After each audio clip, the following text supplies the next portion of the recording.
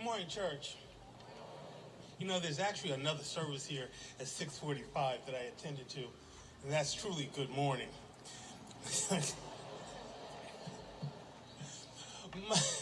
My name is Broderick Byers. I am the CEO of a tech firm called iSwap Networks. iSwap Networks is an acronym for I Shop with Our People. It is a technology that basically is pulling information, kind of like a Google for commerce. And we recently got a contract with the city of Philadelphia to develop a commerce application called Shop Philly First. So that's shopphilly1st.com. It's going to launch in October 1, but if you go to it, you'll get a sneak preview. But I'm here today to talk about black commerce, and specifically about black commerce in Philadelphia. So I'm going to start off with some statistics. I think most of you know that African Americans have a spending power of $1.2 trillion. That equates to, if we were a sovereign nation, being the 11th wealthiest country on the planet. Yet only 7 cents of every dollar stays in our community, which makes us economically poor. I could also tell you that, some of the issues that we as business say that, we can't get funding and financing. But I'd like to point out to you that, for example, Banco Popular, which is the largest Hispanic bank in the country, has assets of $41 billion, as in billion dollars. The East West Bank, which is the Asian banks in the United States, has assets of $36 billion, again, B. The largest black bank in the United States is One United Bank. We have an asset of $640 million. That is less than 2% of the assets of these other banks. And what that equates to is that the other banks, Banco Popular and East West Bank, has the ability to lend to their community. So they have the resources, whereas we have to ask ourselves, where are we putting our money? And I'll just leave it like that. But you got to think about it. Dr. King, right before he died, stated the need for us to do a bank-in. And we didn't do it. But he was talking about it right before he died. Again, something to think about. I want to bring it home here to Philadelphia.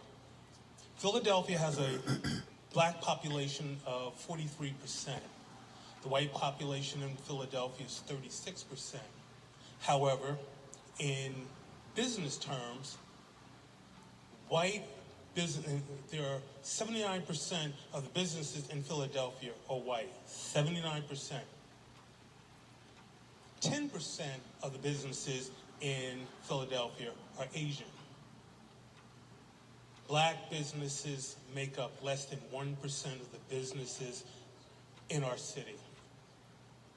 Again, digest that. I could go on and on about statistics in terms of hair care, where that is a business specifically for black people, and yet only 3% of those dollars are going into black businesses, are owned by black businesses. 3%. So every time we go and we get hair, we get our cosmetics, think about that. Now, we're consumers, and we need to think about our consumption as an asset. And we need to think about, if those folks don't do business with us, we should not be doing business with them. So I want to talk, I got one more minute. I could go and talk about reasons why there aren't more black businesses. And the two that come to mind is a perception that black business in terms of customer service and products are inferior. And in some cases, we have to come to Jesus and say, you know something? Black businesses need to step up our game. Amen? And there are solutions to that, and that's a sermon for another day. But again, what I want to do is talk about 3 solutions that we can work on. 1 is access to information. 2, collaboration. And three, is trust.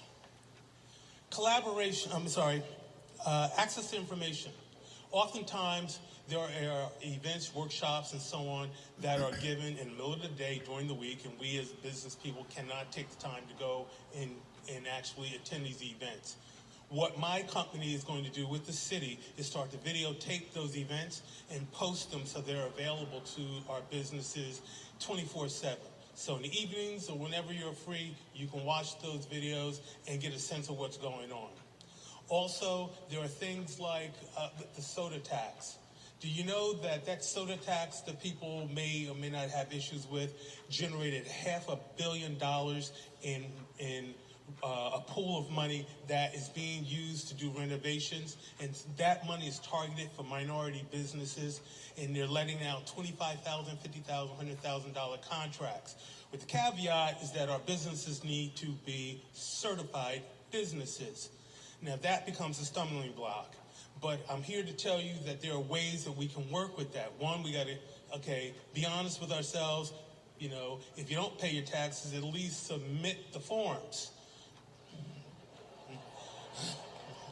The other thing is that we can do is collaboration. If I am not certified, I know another business that has the certifications. We need to collaborate, work together, and as a group, go after those contracts.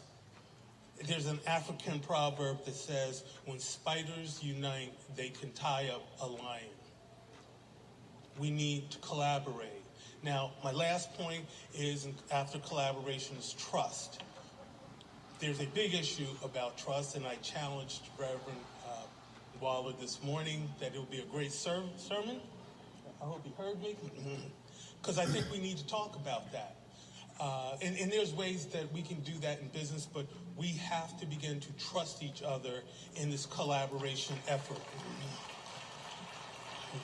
So I'm going to close up, because I'm down to 7 minutes, is that I'm going to leave you with some facts. The last one is that this church has an abundance of middle-class African Americans. Thank God. And that means there's household incomes of $75,000 on average.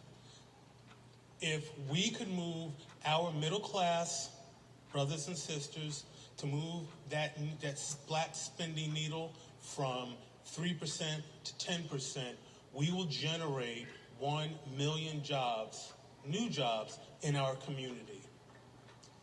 It's a laudable goal. So I leave you with those thoughts. If you get a chance, again, I would ask that you go to shopphillyfirst, that's 1st.com, and you'll get more information. You can sign up into the directory for free and so on and so forth. God bless you, and thank you for your time.